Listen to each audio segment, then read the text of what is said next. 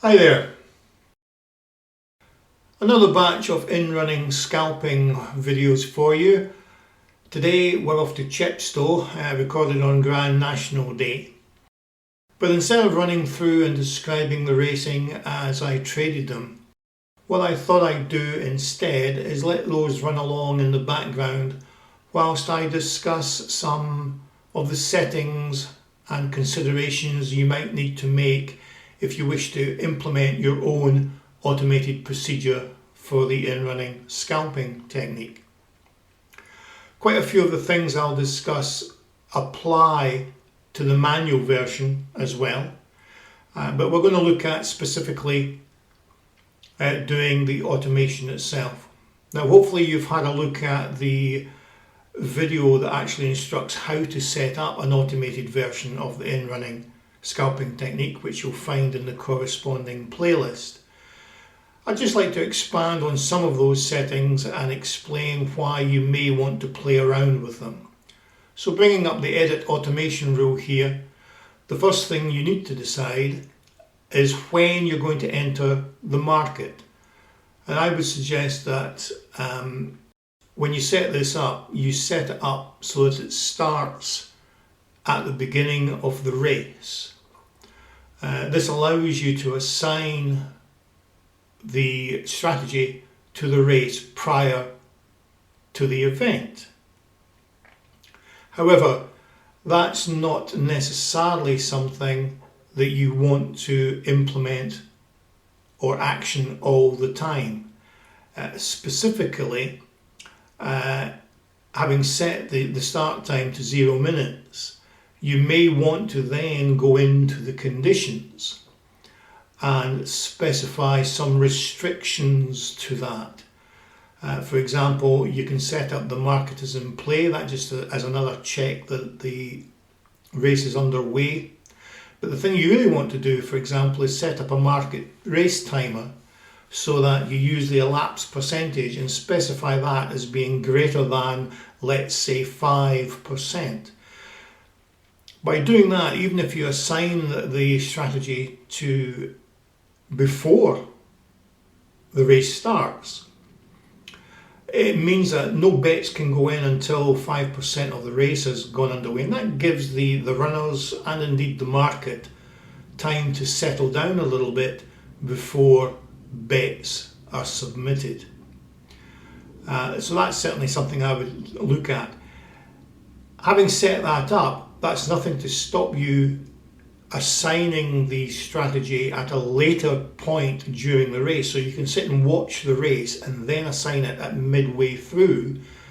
That gives you the flexibility of deciding on a race by race basis when you can enter the market. So as long as you assign the strategy after the 5% is done and dusted, there's no problem. The bets, assuming that they qualify, allowed by various other conditions that you might want to put in, they'll be submitted. Now, one of the other things that you might want to do is specify an end time when those bets can be submitted. And you can use the market race timer again. This time I'm using remaining percentage equal to 40. Keep in mind you can use either elapsed or remaining percentage, just make sure you get the less than and the greater two symbols correct.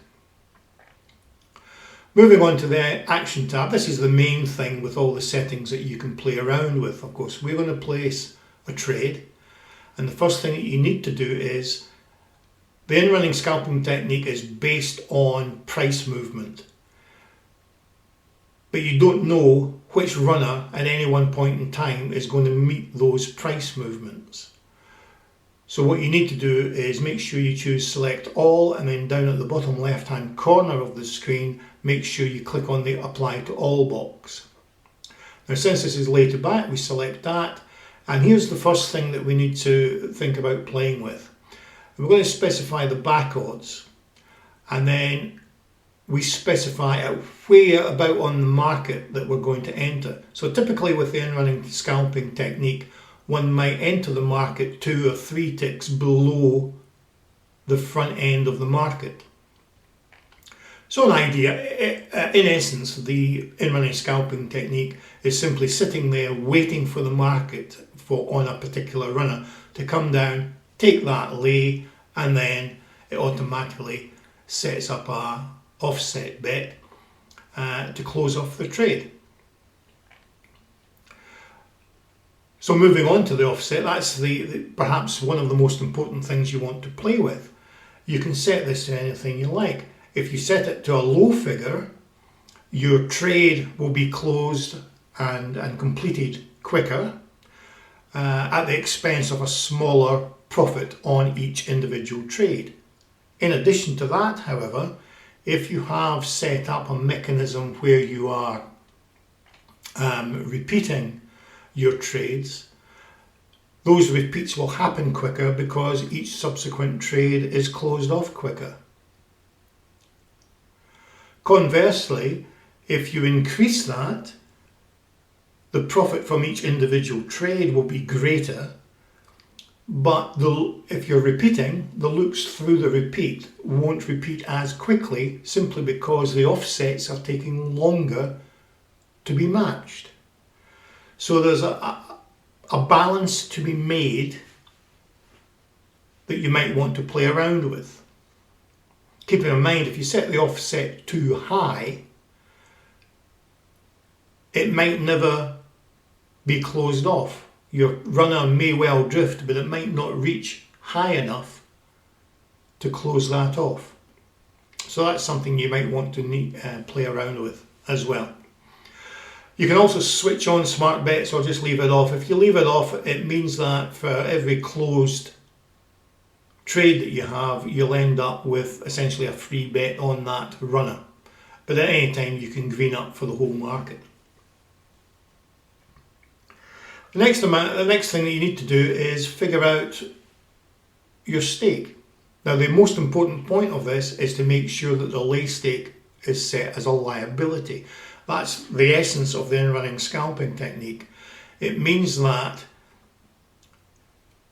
you can never exceed the value you've specified as your liability, assuming that you don't have more than one bet on one runner compared to the other. So in other words, if you go into the market and put a laid back trade on every runner at 3 ticks less than the current price, your liability can never be over 100, because each subsequent lay on a subsequent runner simply reduces the liability on the other runners. Now, one of the things with the in-running scalping technique that you may recall is that rather than just entering the market at one level, you can go in and do multiple levels. So you may go 2, 3, 4, 5 ticks on each runner. What I would suggest you do in that case is take your overall liability that you wish to use and split it. So here I've split it into 4 25s, if you like. And that way, if all 4 of your lay trades are taken on one particular runner, again, you can never go over the specified liability. And what you'll generally find if you do it this way is that your total liability is not met as often. Now, the next thing you can do obviously is offer a stop loss or set up a stop loss. I don't like using stop losses in running. More often than not, you'll find your stop loss gets taken when perhaps it didn't need to be. But if you wish to use a stop loss, I would suggest that you set it up to be at least twice as much as your offset. The benefit with a stop loss is, of course, that when a runner is going into the red, it limits those reds and allows you to go back in again. One of the things that you've seen in videos so far is that some runners, if they take a 6, 7, 8 length lead in a longer race,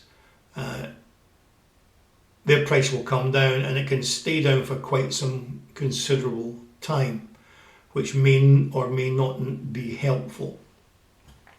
So keep in mind of that. As I say, it's yet another setting that you can play around with. The next thing that you really need to consider is the fill or kill.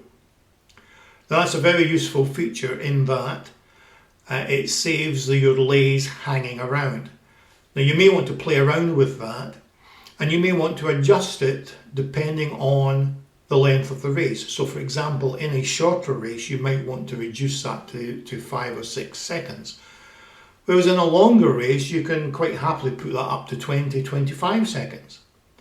But you may also want to experiment with not having a fill or kill at all. And your lay will just sit in the market and be taken if a runner ever comes down that far. One thing to note about the fill or kill is that it works in conjunction with some of the other settings when you set up a trade. So for example, if you were to use the repeat on success facility, for example, the killer fill has an influence on that. Now, just to recap, the repeat on success function essentially allows Fairbot to simply resubmit a trade again once the initial trade has been taken, and it just keeps on going through that loop. Each time a successful trade is completed, it just resubmits it again.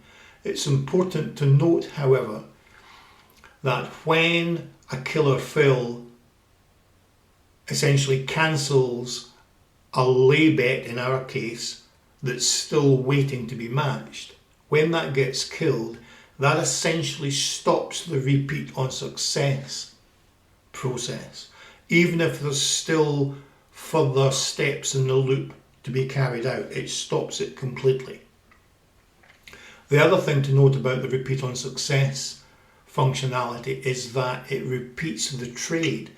So in other words, when a trade is completed and it starts looping through the repeat on success, the new submitted trade is entered into the market in exactly the same odds as the first one, and they're all like that, which means that if a trade is successful, the offset gets taken, but it may still be rising in price, which means that the repeat on success may not actually get matched again, and so it will get killed, and that will stop the repeat on success.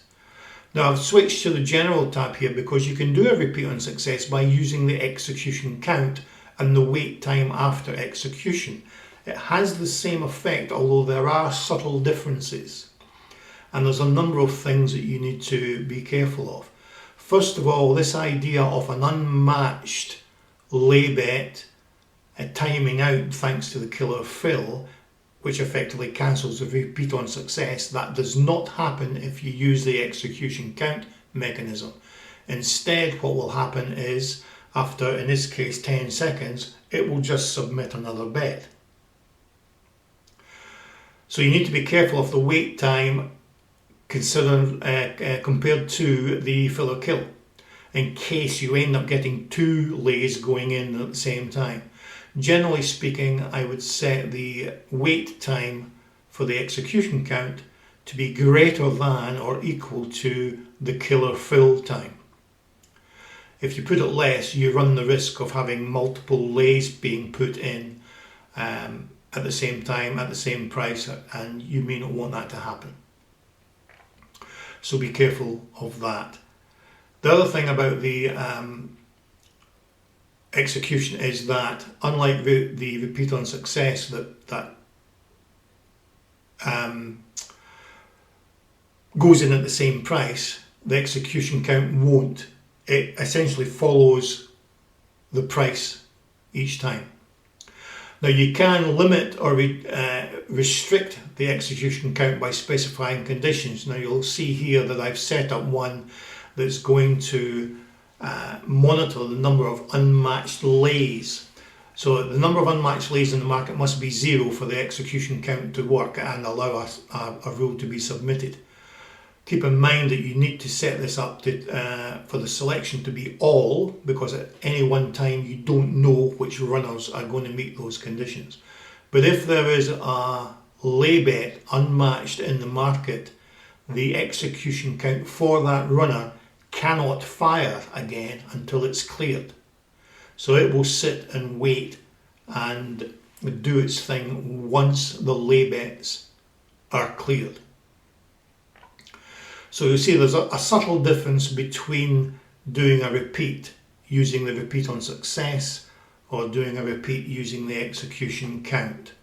I quite like the execution count version, to be perfectly honest, because it means that you know it's going to go in again without getting cancelled as such. Now there's a whole lot of other conditions that you can use just like you can in any other rule. For example, one of the things that you might want to use, although I don't have another rule set up that you can see it in this drop down box here, but the number of executions you can use. Say for example you've got a rule set up that checks the SP of the favourite, and if the favourite is less than evens, for example, you might want to stop any bets going in. In other words, you don't want to get involved in a race with an odds-on favourite. So there's all sorts of conditions that you use in other routines you can apply in here as well. But all the main figures, the main settings that you want to play with and experiment with is really on the action tab. Those are the important ones, and there's so many different combinations that you might have to play around with that you can spend quite considerable time setting those up and testing them again against various different races, distances, going, and so on and so forth. So there's lots and lots of things that you can play with.